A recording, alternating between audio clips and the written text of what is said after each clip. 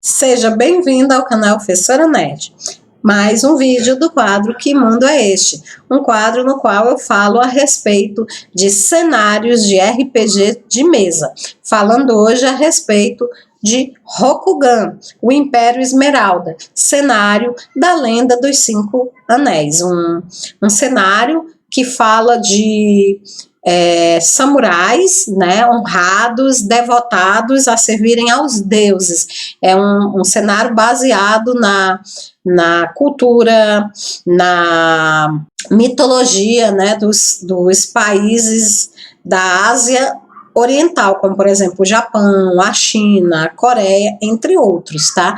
Então, juntando a todos essa mitologia, juntando a toda essa cultura, coloca-se também uma pitada de mágica e fantasia que acaba culminando com um cenário belo, rico e extremamente interessante. Se você também quer modificar os seus cenários de campanha, conhecer mundos novos ou pegar inspiração para a criação do seu, fica aqui que depois da vinheta a gente vai continuar estudando Rokugan.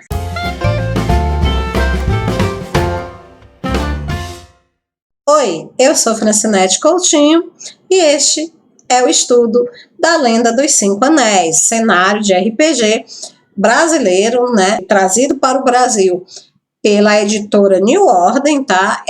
Já está na sua quinta edição, mas eu estou aqui me baseando, tá, na quarta edição para poder falar a respeito desse cenário. Se houver alguma coisa a acrescentar na quinta edição, futuramente eu trago para vocês como material extra. Esse não é o nosso primeiro vídeo, né? Nos vídeos anteriores nós já falamos a respeito da criação do Império Rokugan, das lendas, dos deuses, toda a história, né, do Império, desde a sua criação até os dias atuais. Nós falamos a respeito da geografia, da sociedade, de muitas regras de etiqueta. E hoje nós vamos continuar estudando esse cenário. O quê? Caiu de paraquedas aqui, nem sabe do que é que eu estou falando. Gente, eu estou falando de RPG de mesa, que é um jogo de interpretação de personagens. É um jogo de faz de conta, onde um grupo de amigos se reúnem para construir coletivamente histórias que sejam divertidas, interessantes e empolgantes. Se você gostou da ideia, não deixa de visitar o link no card e conhecer mais a respeito do RPG. Lá tem no meu canal tem vários vídeos para quem está iniciando. Esse aqui é mais para narradores ou para jogadores que desejam conhecer o cenário no qual estão jogando. Vamos então hoje continuar estudando as regras de etiqueta da sociedade Rokugan, tá? Nós estudamos muita coisa no vídeo anterior, mas não deu para terminar porque a vida de samurai é dureza, é muita regra, é muita etiqueta, muito código, meu Deus, coisa de louco mesmo. Eu fico imaginando se a vida, né, lá no Japão, lá nos outros países asiáticos é desse jeito. Lembrando, é claro, que Rokugan, embora seja inspirado no Japão, na China e nos outros países orientais, não é o Japão, não é a China, é um mundo fictício, onde muita coisa é respeitada e outras são modificadas. Afinal, o legal do RPG é isso, né? A gente criar mundos novos. Vamos lá, então, continuar estudando as regras de etiqueta de Rokugan? Vem comigo. A comida. O arroz, ele é a base da dieta Rokugani, né? Ele é tão importante que ele é comido em todas as refeições, né?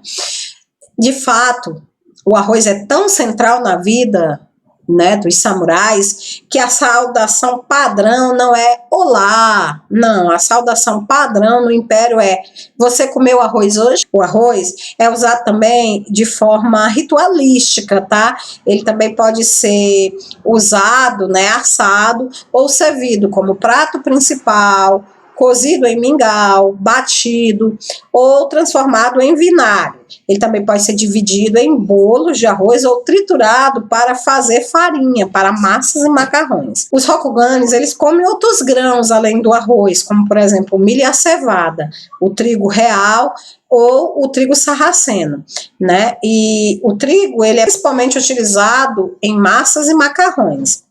O sobá, que é um macarrão de trigo sarraceno, que é servido normalmente com molho, ele é muito popular na culinária Rokugan. Vegetais também são comidos em grande variedade e intensidade, e normalmente eles são cozidos a vapor, grelhados, espetados ou assados.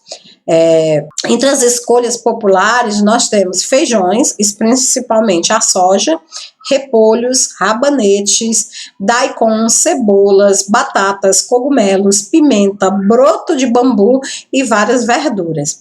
Algas marinhas também são comidas, frescas ou secas.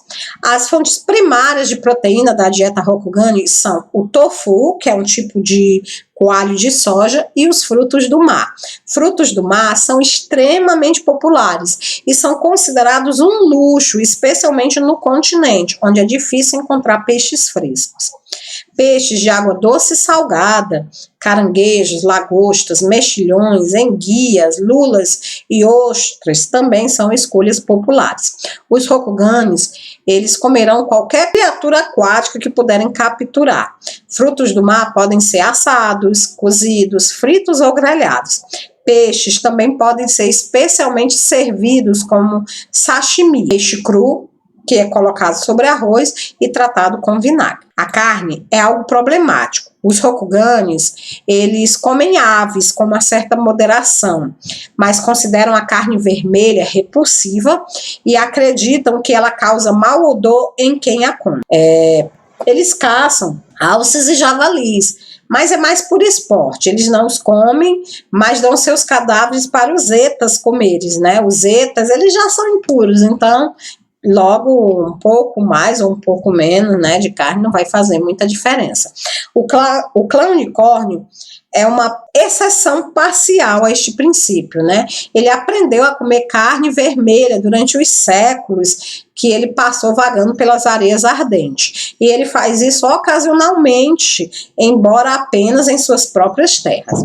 A bebida mais popular em Rokugan é o chá, né?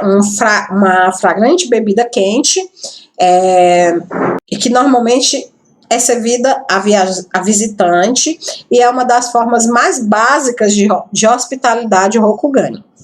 O sake, que é uma bebida alcoólica feita de arroz fermentado, também é extremamente popular entre samurais e cidadãos. E normalmente é servida quente, embora algum tipo de melhor qualidade de sake seja servido frio. Uma forma mais poderosa e forte de sake, conhecida como shokun, também é viável, mas apenas bebedores contumazes a desfrutam, e os que bebem shoku são normalmente mal vistos pelas outras pessoas. As refeições são comidas primariamente com palitos. Eles são normalmente de madeiras simples, mas palitos mais elaborados são feitos de madeiras mais caras ou aromáticas, marfim ou até mesmo jade, e podem ser usados em ricas companhias.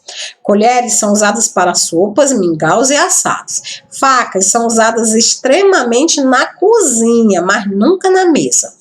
A refeição é sempre servida de forma a poder ser comida com palitos ou colheres. Os Rokuganis também comem vários tipos de petisco, normalmente vendidos por lojistas de rua e servidos em palitos de madeira. Os Rokuganis viajantes costumam carregar bolos de arroz, que são empacotados juntos em formas cilíndricas ou triangulares e envoltos em algas secas para mantê-los frescos. Eles podem ser comidos com a mão. Isso é uma rara exceção à regra geral de que não se pode tocar a comida. Falemos agora a respeito do cabelo. O estilo tradicional de cabelo para samurais homens é uma testa raspada e um rabo de cabelo dobrado para a frente sobre a cabeça. Mulheres samurais tradicionalmente usam o cabelo comprido, nunca o cortando.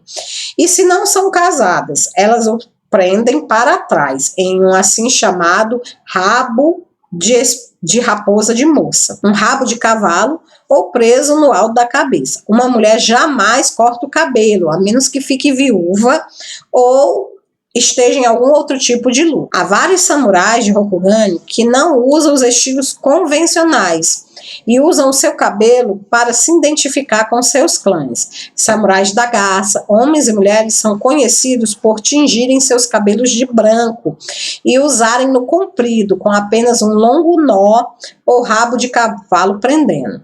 Muitos samurais do leão tingem seu cabelo de dourado, em honra às feras cujo clã usa o nome. O dragão contém vários samurais monásticos e ascetas que por vezes raspam as suas cabeças, como monges, enquanto caranguejos que passam sua vida inteira na muralha podem raspar suas cabeças ou deixar o cabelo crescer desgrenhado. Buxis do unicórnio deixam o cabelo crescer solto e despenteado. Monges, é claro, raspam suas cabeças, como símbolo de seu estilo de vida asceta. E samurais que se aposentam para a Irmandade de Shinsei também raspam suas cabeças para simbolizar a sua transformação. Homens Rokugani tendem a ter apenas modesto pelo facial e normalmente os mantêm aparados, especialmente quando são jovens. Barbas e bigodes, quando aparecem, são cuidadosamente aparados e o cavanhaque é o tipo mais comum de barba. As roupas. Os habitantes Rokugani se vestem de acordo com sua posição e é normalmente possível dizer o status e a profissão de alguém simplesmente olhando para suas roupas. Roupas Rokugani são uma mistura de seda e algodão. Roupas Rokugani são uma mistura de seda e algodão, variando de estação. Sedas são mais comuns no calor do verão e roupas mais pesadas de algodão durante o outono e o inverno. A veste tradicional de um samurai é o kimono, uma roupa como um manto com mangas compridas. Ele é fechado com apenas um cinto, chamado obi, e pequenos bolsos e itens podem ser guardados no obi ou perfurados nele. Se um samurai carrega espadas, elas são tradicionalmente presas sobre o obi, mantendo-as à mão. Muitos samurais usam uma veste externa, uma espécie de jaqueta chamada katanginu, sobre o kimono. E bushis também usam hakama, um tipo de saia pregueada e dividida no lugar de calças. Na corte e outras situações sociais, vestes samurais mostram considerável variedade de cor, formato e bordadura, e imensas competições e rivalidades podem surgir acerca das últimas tendências na moda. Samurais, por vezes, incorporam as cores do seu clã em suas roupas, mas de maneira alguma são restritos a usar apenas essas cores. Samurais artísticos ou pretensiosos fazem uso muito criativo da cor, costura e formato para chamar atenção. Porém, todo samurai toma precaução de não usar cores de outro clã, já que fazê-lo pode ser considerado um insulto. Kimonos femininos normalmente diferem um pouco dos masculinos em várias maneiras. Tipicamente, o obi de uma mulher será significativamente mais largo que o de um homem e amarrado em um elaborado laço. As mangas de seu kimono são normalmente arredondadas, se comparada com as dos homens, que são quadradas. Uma mulher solteira usará kimono com mangas muito longas, chegando aos joelhos, ou até mesmo se arrastando ao chão, enquanto as mangas de uma mulher casada são mais curtas, mas ainda consideravelmente maiores que a de um homem. Todo samurai, exceto os Ronin, usam um mon, que é um símbolo circular único de seu clã, família e escola. Eles são bordados em suas roupas em locais específicos, de acordo com as convenções antigas. Tipicamente, samurais usarão grandes mons de seus clãs nas costas de seu kimono ou kataginu. Os símbolos da família e escola são usados na frente, mas escolha de lado, direito ou esquerdo, tem grande significado. O mon, mais à direita, está lá para guiar a espada do samurai, enquanto o mon à esquerda é o que está mais próximo ao coração. Camponeses usam trajes mais simples e menos decorativos que samurais, embora muitas mulheres camponesas tentem ter ao menos um kimono colorido para poder usar em festivais. Uma camponesa, ela vestirá um kimono muito simples e prático, normalmente como uma saia mais curta, que ofereça menos obstrução para caminhar e trabalhar. Um camponês usará calças curtas de algodão, à altura do joelho ou pouco abaixo, e um casaco de algodão também chamado haori. Monges da Irmandade usam apenas uma tanga e mantos simples, normalmente da cor de bronze ou açafrão, e raramente carregam algo além de um bastão para caminhar. As habitações. O povo comum, como fazendeiros e artesãos, vivem em vilarejos ou raramente cidades, com uma família inteira morando em uma simples habitação. A casa de um fazendeiro é uma simples tenda de madeira, com piso de madeira e muros externos tipicamente feitos de cedro e paredes internas de papel. O teto de sapê. Tal casa normalmente tem apenas 2 cômodos, uma sala de estar e um quarto. Aldeões mais importantes, como o líder local, normalmente terão uma casa maior, que inclui uma sala de qualidade, usada para entreter visitantes samurais. Casas de samurais são consideravelmente maiores e mais agradáveis. A construção em geral é similar, mas tem múltiplos cômodos e telhados, e quase sempre tem um jardim também, embora para samurais mais pobres ele seja muito pequeno. Residências de samurais são divididas em 3 seções: uma área frontal, usada para negócios, uma seção intermediária para visitas e dormitórios, e uma terceira seção, mais privada, onde a comida é preparada e a família tem seus aposentos privados. Muitos samurais têm servos caseiros, cidadãos que vivem na casa ou em um prédio anexo menor.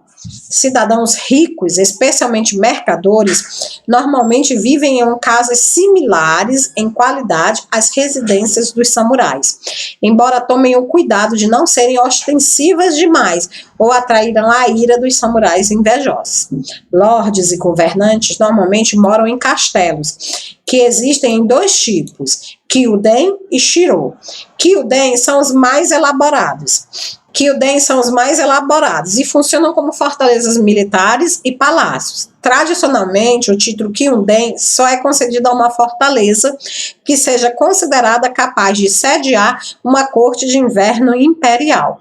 E alguns clãs escolhem dar o título apenas ao lar ancestral de seu kami fundador. Um Kyuden é uma formidável estrutura, com fundações de pedras e níveis superiores de madeira pesada e sólida, encerrados por um telhado. São equipados para acomodar embaixadores e visitantes de vários clãs de uma vez, e abrigam centenas ou até mesmo milhares de tropas em casos de ataque ou cerco. Porém, apesar dessa natureza militar, muitos Kyuden também são projetados para serem artísticos e visualmente agradáveis, e muito esforço e recursos são gastos para este fim. Apenas o caranguejo, que não poupa esforços em sua incessante guerra com a Terra Sombria, evita completamente esforços tão decorativos.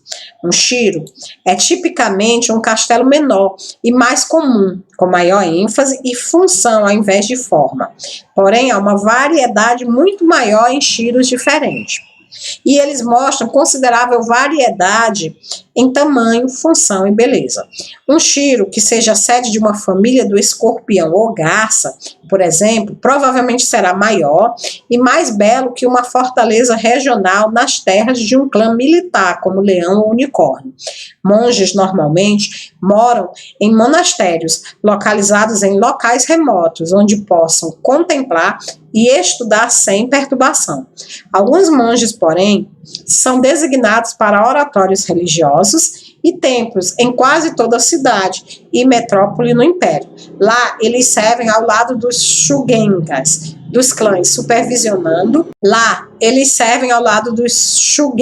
dos clãs, supervisionando necessidades religiosas de suas comunidades. Templos são normalmente estruturas bem construídas de madeira e pedra, no formato de um pagode.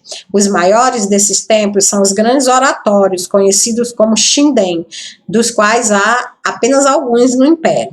Algumas famílias de Shugenjas, de fato, fazem seus lares ancestrais em alguns desses grandes templos, mas mais tipicamente, Shinden são dirigidos e administrados pela Irmandade de Shinsei. Viagens.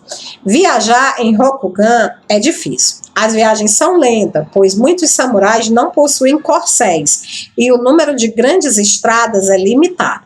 Mesmo a cavalo, viajar pelo Império pode levar vários dias ou semanas e durante mau tempo, chuvas intensas ou neve, o progresso é dolorosamente lento. Viajar é difícil, e muitos samurais devem obter permissão de seus senhores para deixar sua terra. Todos os viajantes, samurais e cidadãos devem carregar documentos de viagem que indiquem seu destino e negócios. Tais documentos são concedidos por daimyos ou magistrados, e viajar sem documento ou com falsos é considerado crime. Documentos são checados regularmente por patrulhas, postos de guarda e fronteiras de clã e cruzamentos de estrada, e nos portões das cidades. Como era de se esperar, isso pode dificultar bastante a vida de um Ronin e outros que viajam regularmente. Toda a estrada de Rokugan é considerada propriedade do imperador, mas são mantidas e patrulhadas pelos clãs cujas terras elas cortam. As grandes estradas são dotadas de casas de estrada, pequenas estações onde os viajantes podem parar por uma noite, se não puderem chegar ao próximo vilarejo. Elas são edificações simples, equipadas com futons para dormir, uma fogueira para cozinhar e um poço com água fresca. Quando os samurais viajantes chegam em uma cidade ou metrópolis, espera-se que eles prestem a cortesia de chamar o dono das terras ou o governador, notificando-o de sua presença e intenções. Nas grandes cidades, esta visita é normalmente feita por um funcionário menor, em prol do daimyo, mas em cidades pequenas ou áreas rurais, o governante local, na verdade, permite uma breve audiência pessoal. Falhar em prestar uma chamada de cortesia é considerada uma quebra de etiqueta. Nós já falamos lá atrás como é importante esse negócio da etiqueta e como isso gera problema para o samurai, Imagine se ele não está nem na cidade dele, aí é que ele fica encrencado mesmo. E falando agora sobre as diferenças entre homens e mulheres na sociedade Rokugan, Espera-se que todos os membros da casta samurai, independente se são homens ou mulheres, sirvam ao seu clã com igual dedicação e honra. Rokugan faz pouca distinção entre os deveres e deferências concedidas a homens e mulheres. Todos eles são samurais, intitulados pelo respeito que sua posição merece. Porém, algumas distinções sociais são feitas, baseadas em parte na simples realidade de que é a mulher quem deve gerar filhos. Também é comum que uma mulher se case com outra família e clã, mas não o contrário. Quando um samurai se casa, espera-se que um membro da nova família fique em casa, dirigindo-a, enquanto o outro continua a servir o clã. O cônjuge que fica ativo recebe um soldo para administrar a casa. É mais comum que uma casa seja dirigida pela esposa, simplesmente porque ela deve ficar em casa para dar à luz e cuidar dos filhos do casal. Porém, em algumas famílias com uma tradição mais matriarcal, como o Taco e Moshi, o homem é tradicionalmente designado para cuidar da casa. Semelhantemente, essas famílias matriarcais são mais propensas a casar os seus homens ao invés de suas mulheres com outras famílias. Deve-se notar que em Rokugan, administrar uma casa significa mais do que se pode esperar. O cônjuge designado para este dever, ele cuida de todo o dinheiro, cuida da casa em todos os aspectos, cuida das finanças da família, contratando trabalhadores para consertar, melhorar a casa e o solo, cuida para que qualquer servo receba os soldos devidos e cuidado de todo o entretenimento para os visitantes. Embora isto envolva bastante tempo lidando com dinheiro, não é considerado danoso à reputação. Ao contrário, um cônjuge que mantém uma casa bem próspera é tratado com honra e respeito. Entre os nobres de alto escalão, que têm pequenos exércitos de servos de casa, Muitas destas tradições são ignoradas. Não é raro que os dois cônjuges da família continuem seus deveres samurais, deixando sua casa e criança nas mãos de servos e súditos confiados. Continuemos, né, falando sobre o papel das mulheres, né? Doji Shizui, ele falou que damas samurais que continuam fiéis aos seus senhores têm seus nomes nos livros de história. As que não conseguem têm seus nomes em trágicas canções de amor. A forma padrão de Rokugan, como descrita anteriormente, né, ela define os sexos como tendo pouco papel na vida dos samurais. Porém, em algumas situações, né, mestres e jogadores, eles podem querer um jogo que use mais intensamente as culturas históricas que inspiraram Rokugan. E nessas culturas, os papéis dos sexos são bem rigorosos. Porém, o mestre e os jogadores que devem ter certeza de que estão de pleno acordo antes de introduzir esses conceitos em seus jogos. Descrever precisamente um duplo padrão de papéis dos sexos em uma sociedade pré-moderna, mesmo que em uma sociedade fictícia como o Rokugan, pode facilmente se tornar ofensivo para alguns jogadores. Tais problemas devem ser levados em consideração com cuidado, né? No entanto, se o mestre e os jogadores concordarem com isso, né, você pode fazer algumas restrições e distinções aos samurais de acordo com o sexo. Uma mulher samurai ainda é considerada igual aos homens, né, na casta, mas em outros aspectos ela pode enfrentar muitas diferenças e desigualdade. Isso especialmente para as mulheres chamadas de samurai-ko, que servem como bushin. Suas vidas são difíceis, né? Muito difícil equilibrar seus papéis de guerreira e seus papéis de mulher. As samurai-ko são tratadas como damas da corte, com a devida deferência às suas posições, a menos que estejam vestidas e preparadas para a guerra. Inversamente, se uma samurai-ko está vestida em trajes militares, ela é chamada por seu título militar, ao invés do seu título social, cuidadosamente ignorando o seu gênero. Samurais-ko também têm todos os direitos dos homens, incluindo a habilidade de governar uma casa ou terra, falar pelo seu clã e a guerra em prol do seu daimyo. Porém, samurais-ko também são mulheres e, portanto, há várias convenções sociais as quais se espera que sejam respeitadas. Por exemplo, espera-se tradicionalmente que mulheres falem mais suavemente que os homens, usem menos gestos, movimentos e se movam mais lentamente. Mulheres solteiras nem sempre têm permissão de ficarem sozinhas com homens, e assim as que desejam servir ao seu clã como samurais-ko devem jurar castidade ou carregar um retentor de honra. Esse retentor de honra, ele é um membro de família que as segue, garantindo que obedeçam todas as convenções sociais e nunca fiquem sozinhas com um homem que possa macular a sua virtude. Se uma samurai-ko celibatária for descoberta tendo um amante, ela normalmente não tem escolha senão cometer seppuku ou se juntar, né, a um monastério como freira. É claro, muitas samurai-ko têm amante, e a poesia e história de Rokugan estão cheias de lendas de samurai-ko que se arruinaram por amor. Assim que uma samurai-ko se casa, a menos que ela seja daimyo ou outra pessoa de nível significativo, espera-se que ela exerça o dever de dirigir sua casa. Esta é uma tradição que data da época da lei de Doji, que dirigia sua casa enquanto Kakita ia à guerra contra as forças de Fulen. Falemos agora a respeito da origem dos Ronins. Como é que um samurai se torna um Ronin, né? Muitos deles nascem nesta posição, né? Porque eles já são filhos de Ronins ou são filhos não reconhecidos, filhos ilegítimos, né, de samurais.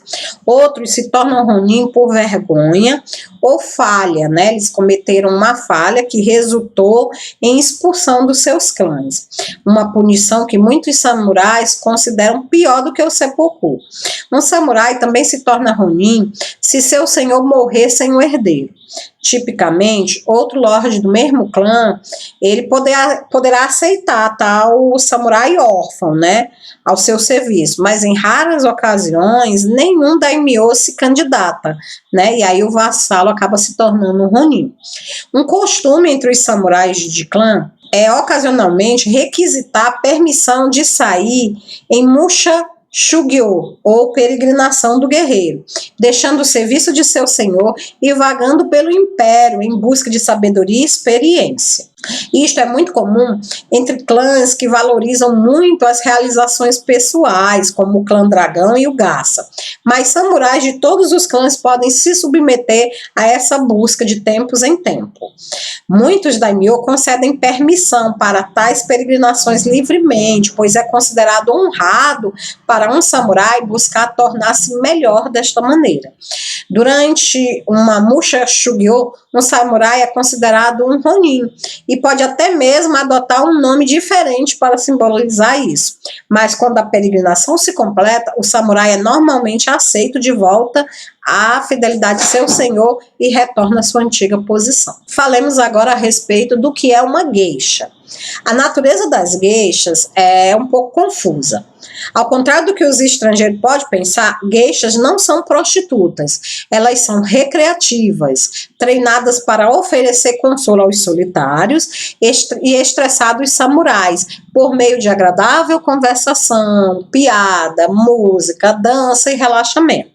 Um samurai que paga por uma noite como uma geisha está pagando por uma chance de descanso, calmaria e tirar sua compostura, tornando-se um mero homem por uma noite, compartilhando a companhia de uma bela e charmosa mulher, sem os fardos do dever e honra de um samurai. O romance com geisha certamente é possível, mas envolve um longo período de corte, no qual o samurai mostra sua dedicação por meio de repetidas visitas e presentes tradicionalmente apresentados à dona da casa da geisha, ao invés de apresentados à geisha em si.